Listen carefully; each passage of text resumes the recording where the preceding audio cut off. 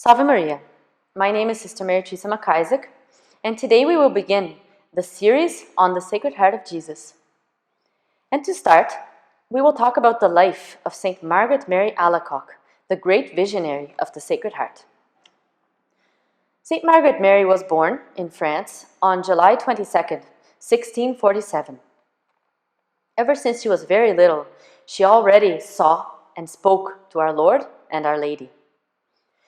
And when she was only 4 years old, one day she knelt in the church and promised to our Lord chastity for the rest of her life. She said afterwards that she did not even know what that really meant. But, as you will see, during her life, our Lord took very seriously this promise that she made when she was so little. When she was 8 years old, she lost her father. And her mother sent her to study in a school, in a convent, an Ursuline convent. She started there to study. She made her first communion. She said that on the day of her first communion, she received a very great grace. She said that she lost the taste of all worldly pleasures. And even when she was in a conversation, playing with her friends, she would always feel something that pushed her out of all these conversations. It was our Lord that was beckoning her, calling her to a corner where He wanted to talk to her, where she should pray and meditate. And during her whole life, she always felt this beckoning of our Lord to leave the world and speak to Him.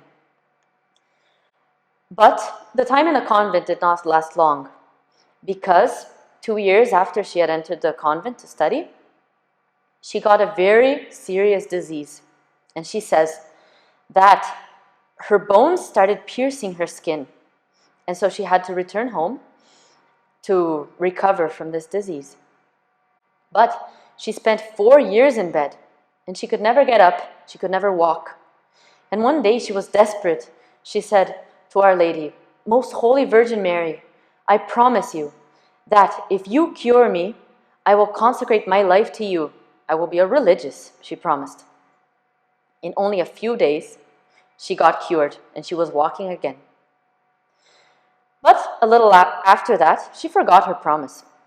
And she lived a worldly life again until the day that Our Lady appeared to her, very severe, very serious, and said to her, "My daughter, I am surprised that you serve me so negligently."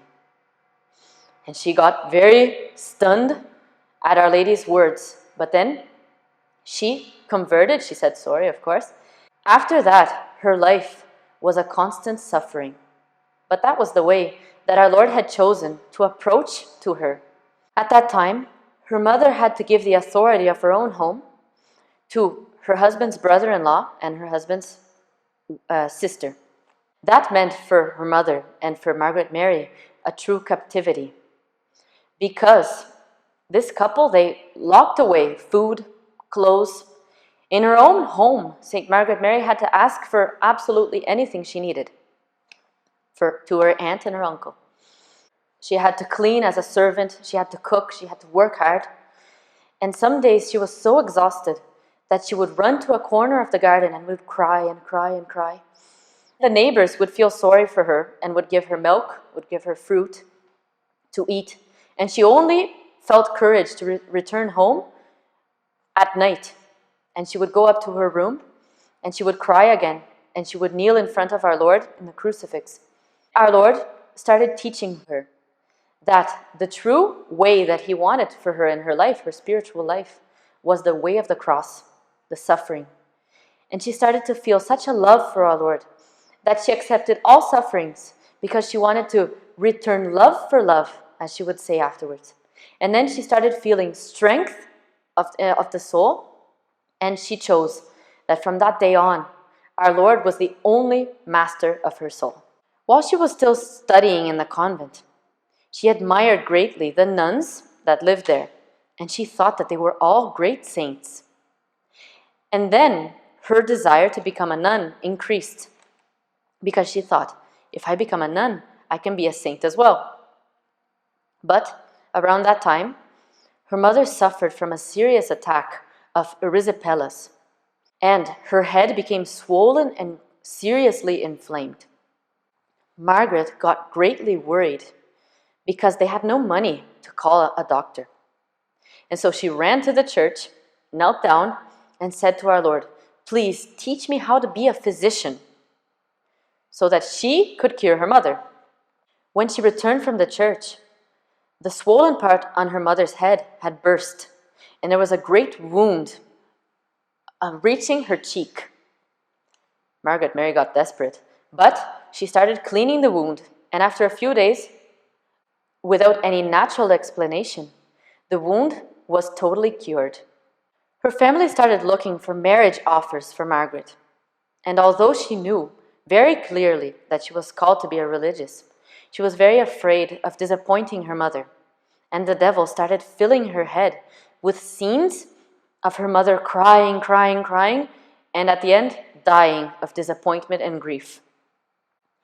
So she decided to leave the religious life for now, for a time. And she accepted to go to parties, to dress a little bit better, to meet with men and talk about marriage.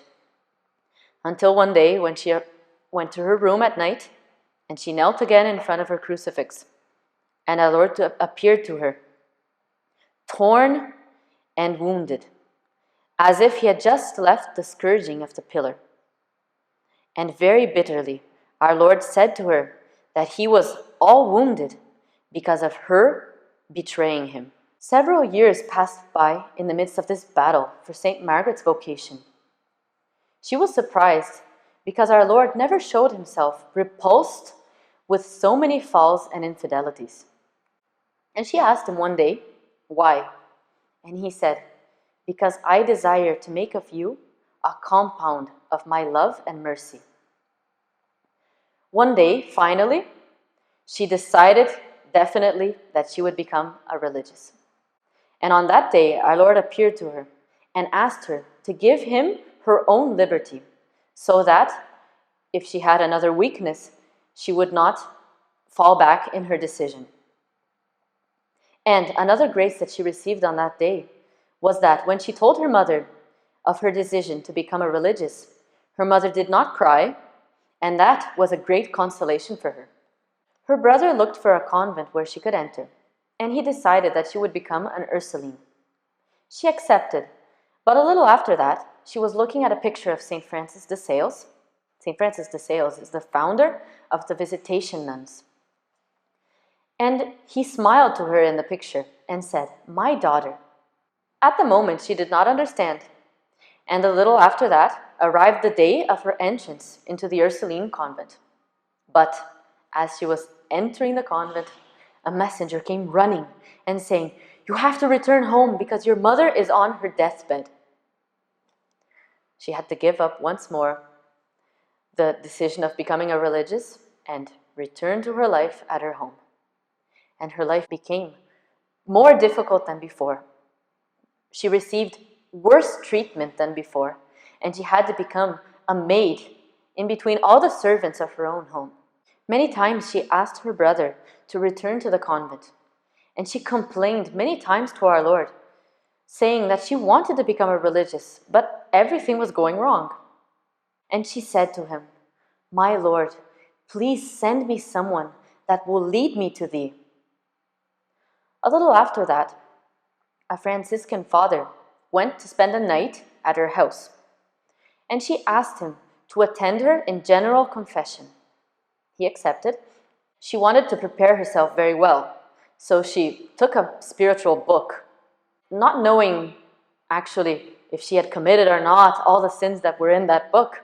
She decided to take the book to confession. She started confessing everything that was written in the book. The priest realized that something was going wrong and said, "Pass me that book." She gave it to the priest. The priest closed the book and said, "Tell me about your life." She started to explain to him all her sufferings, that she wanted to become a religious, but that everything was going wrong. And he decided to speak to her brother. The Franciscan father convinced her brother that Margaret Mary had a religious vocation. and it was settled that she would return to the convent.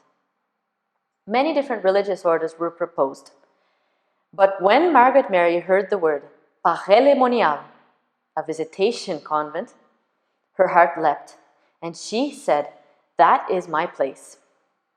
On June 12th, 1671, Margaret Mary arrived at Parelemonial. She was 24 years old, and she had passed through 5 years of struggle for her religious vocation. When she stepped out of the carriage, she heard our Lord saying, "This is the place that I have prepared for you." And she says in her memories, "As I passed through the threshold of the convent, I repeated many times, either die or conquer." Please join us next time to continue St. Margaret Mary Alacoque's story and to see what graces and sufferings our Lord prepared for her in this next step of her life. Salve Maria.